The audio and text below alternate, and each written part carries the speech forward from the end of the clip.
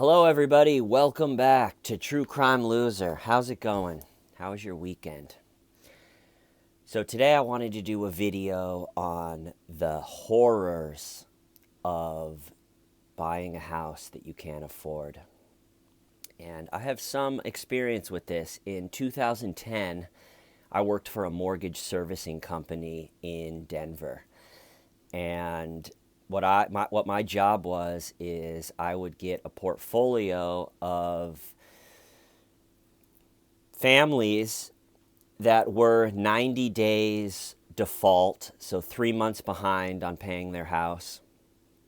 And it would be up to me to contact them and say, we would go over their whole finances. What do you guys spend on internet? What do you guys spend on cable? What do you guys spend on car payment? What do you guys spend on? And then try to figure out a payment that they could afford and see if the bank would agree on that. And then it's called a loan modification. Very boring. Trust me, this video will get, I think, less jargony soon.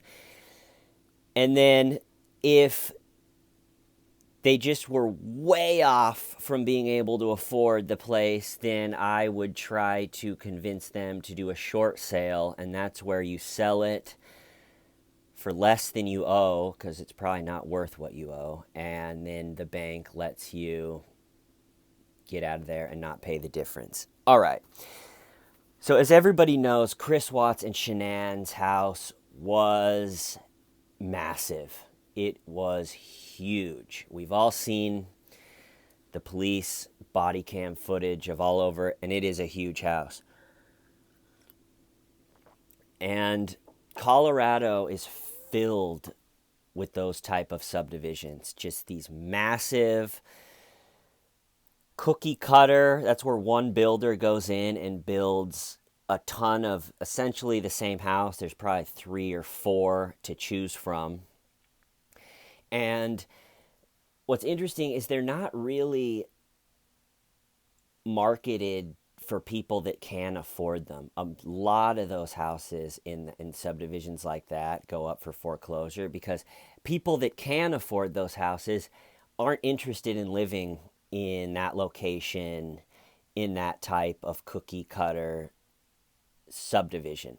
The people that can afford those houses want to live in, closer to downtown Denver. Maybe they want to live in Fort Collins. Maybe they want to live in less of a cookie cutter where the houses aren't all the exact same. My point is most of, and I don't know, Chris Watts' neighbor could be, but you could see most of those houses are probably filled with like blue collar-esque type families that can barely just afford it if all their other expenses are in line. And then what it is a lot of, it's like Shanann came.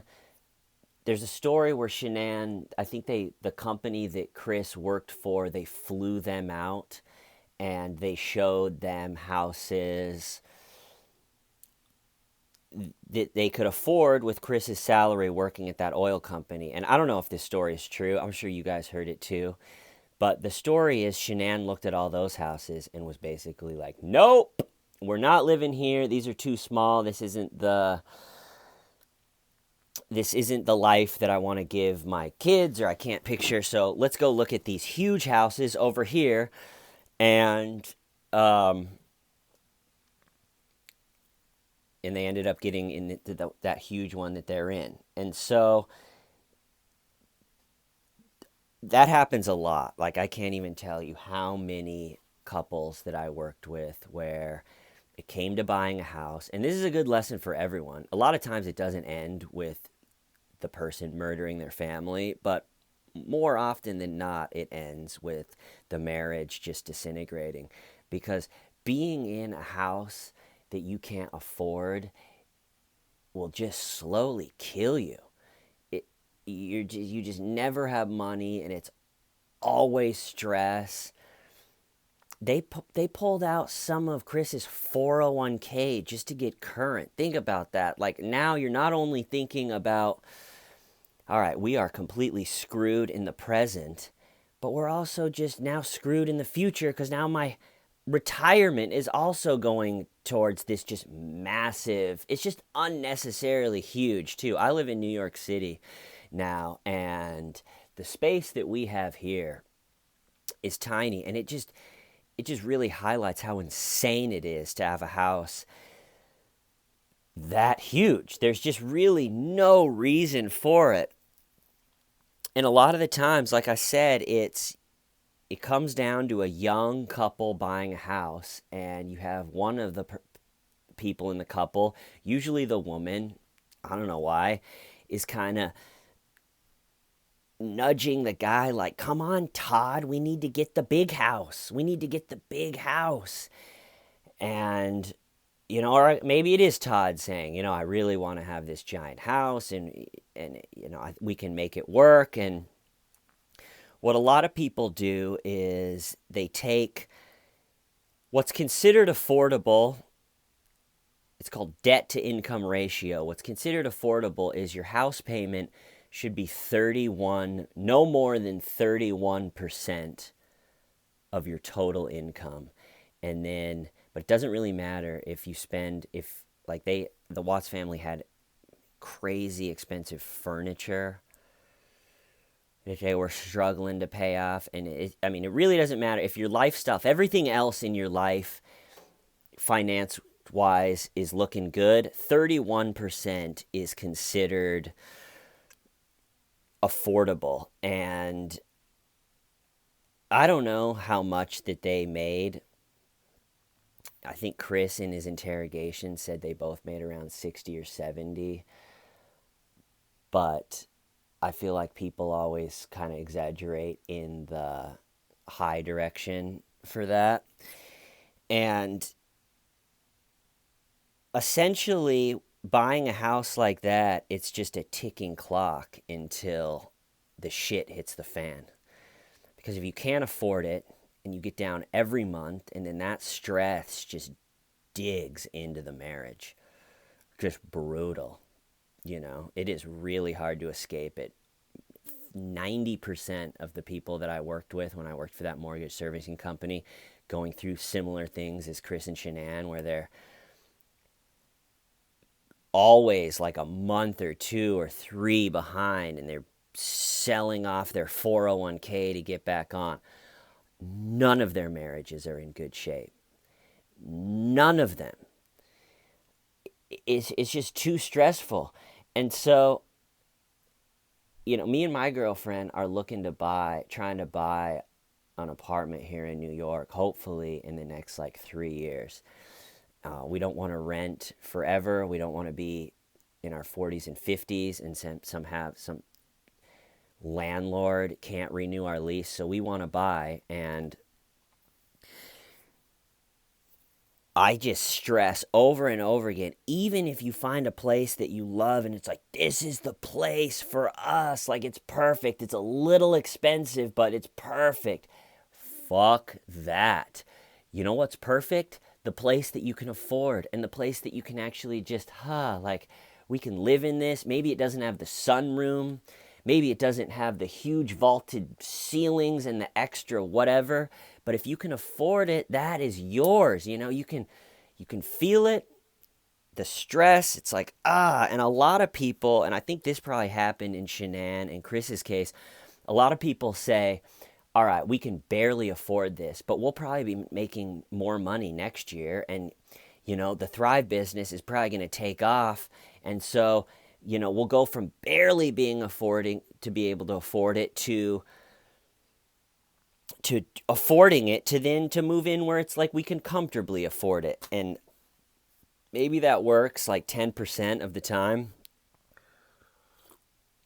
But honestly, it usually goes the other way, where instead of both people making more money the next year,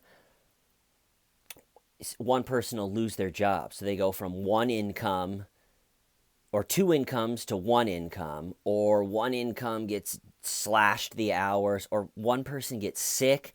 I can't tell you how many just horrifically sad cases I dealt with where the people are like, yeah, we could afford this house, but then my wife got cancer, and now she doesn't work, and now it's all on my salary. So it's almost smart to get to buy, if you're going to buy a house or an apartment and you're going in with a couple, try to do something you could even almost afford just with one salary. Why not? What are you trying to prove? What did they get out of having that huge house with the nice furniture? I know that Shanann was just trying to put a beautiful house, a homey house with nice stuff for her kids, and I do respect that. She probably grew up like that and wanted nothing less for her kids. But at the end of the day, it is toxic. It is a horror show to try to keep up that lifestyle. And to get through that with a marriage, to get through that with your marriage, like I said, it's usually probably not going to end with a quadruple murder, but a lot of times it's just going to end in terrible stress, a disintegrating marriage, and then stuck with all of the horrible things that come with separating and getting new places. Because what were they going to do if they separated? I honestly think that this came down to Chris didn't want to pay child support. As sad and stupid as that is, it just makes him look like such a evil moron. But I really do think that if he could have just completely walked away, because in his head, I think he was done with that life. So if he could have just completely walked away, not paid any child support, if there is an option, because you got to pay child support. You can't have 3 kids and then just decide, honestly, I just want to be with my mistress, Nicole. That can't be, but there almost has to be like an out or something for psychos like Chris that it's just like, you know what? If I have to pay, I'm going to murder my family and kids. I just want to be gone. And it's like, all right, you're a piece of shit, but just go. Chris, just go. You fucking loser. Just leave. And I'm sure that Shanann and her family, they could have made it work without Chris.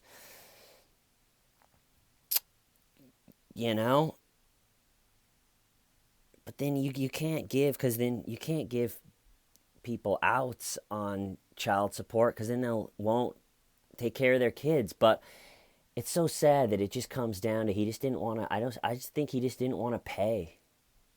Just didn't want to pay for that life anymore, and that was in his moron head, that was his way out. But I think that house was a huge toxic chunk in their life that led to, and it's a good lesson for everybody. Don't try to keep up with the Joneses.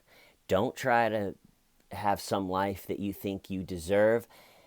If you make a certain amount of money, buy a place that you can afford, and it will be a beautiful feeling. You'll say, this is my place and I can afford it. And you're not going to be stressing out and using your retirement to pay.